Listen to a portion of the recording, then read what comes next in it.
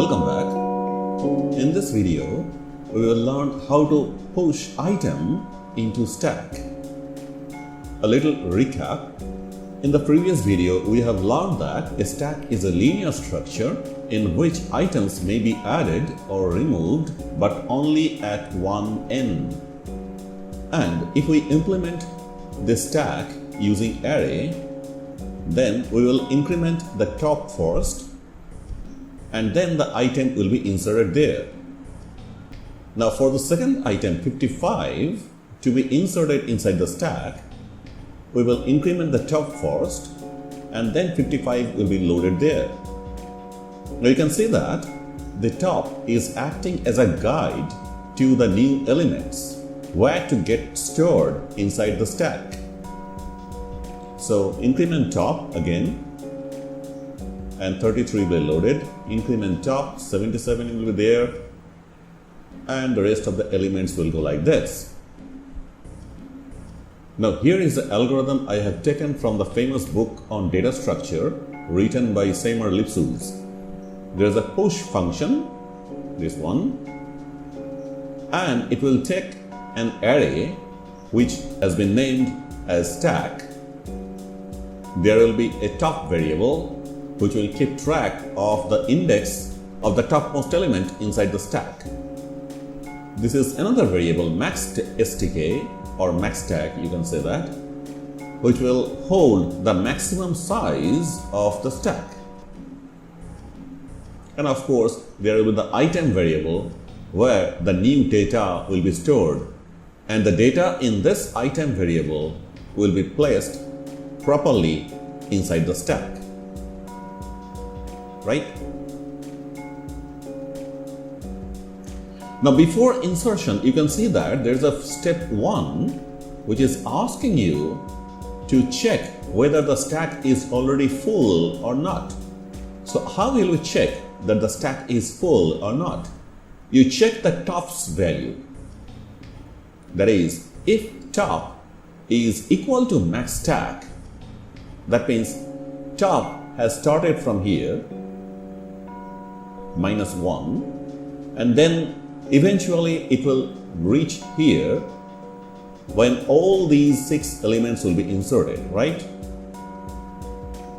Now what is the value of top now? It is equal to 5, and the max stack is also holding 5. So top is 5 and max stack is 5. That means top has reached the last cell of this array. Now still, if an item wants to get inserted here, then your program will say that there is an overflow situation, and you will at once return from this function, right? Now if this step 1 does not come true, then of course you will move to step 2. And there you can see that the top is set to top plus 1. That means the algorithm is incrementing top by 1. And after this increment of this top variable, you move to the third step, where it is asking that stack top is set to item. That means top is holding the index where the item will be stored. And after that, you return from this function. So this is the algorithm written in Lipschutz's book. But before implementing this algorithm in C language, first I will explain you in a simple way how to implement a push operation, and after that I will implement this algorithm. Okay?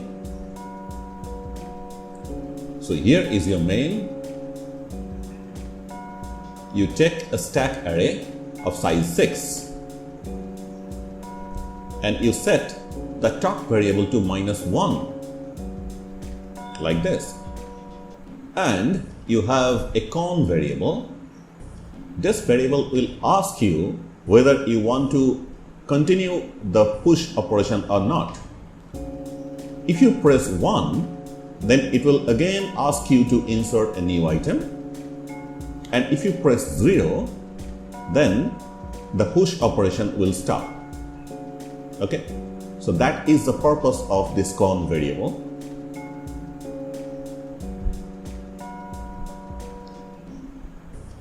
Now we are moving with the do while operation, not the while operation, because first we have to get one item to be inserted inside the stack first. Then the program will ask you whether you want to continue with this operation or not. Right? Okay. You provide the item here in the item variable, that is say 44. Then you increment the top variable by 1. And you execute this statement, the stack top equal to item. That means top's value is 0 now. The meaning of this statement is stack 0 equal to item. Right? So the item, that is 44, has been inserted here. Next you go for reading the con variable, and if the user presses 1, then it gets back to the scanf line again.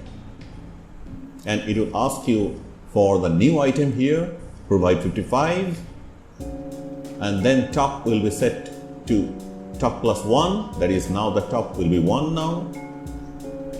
Then it will go like this, that is stack top equal to item. So now in place of 0, it will be 1 now. So stack 1 equal to item. Right? So in this way, if you press con equal to 1, then it will go again to this scanf %d and %item. Now insert here 33. You set the top equal to top plus 1 and stack top equal to item. Then press 1 for con variable and it will read the 77 over there, and top will be incremented and 77 will be placed inside the third cell. Mind it, actually it's the fourth cell, but from the stack's point of view, this is the third cell. And what we call fourth cell, actually from the stack's point of view or the array's point of view, this one is the 0th cell. Okay, that is why I'm mentioning this as third cell, not fourth cell. Okay, so again you press 1 for the con variable and enter 22 for the item variable and increment the top, and 22 will get inserted in the fourth cell. Similarly, 66 will be inserted into the fifth cell. Right? Now after this, the scanf will be executed and it will ask you the value for the con variable again. And suppose by mistake you press 1 over there, then it will get back and scan the item. Now suppose you have another item, say 101, you want to insert there, but you see that there is no space over there. So after this statement, the top equal to top plus 1, this statement will be executed, and you see it is out of the range of this array. Right? Now here in this cell, there may be data from some other program. Now due to this statement, stack top equal to item, this 101 may be written over here by overwriting the previous data. So it is an unwanted situation, right? So this program will work if you are alert. Otherwise, there may be some disaster, right? So I hope you got the idea that how a stack actually operates by simply using this stop variable, right? Now I will implement this algorithm by ellipses. So you write void push and you will get the 4 parameters here, the stack over there, int star top, int maxStack and int item. Now since this is a function and originally the stack and the top variable will be there inside main, so the stack array has been taken so that that array from the main will be transferred over here,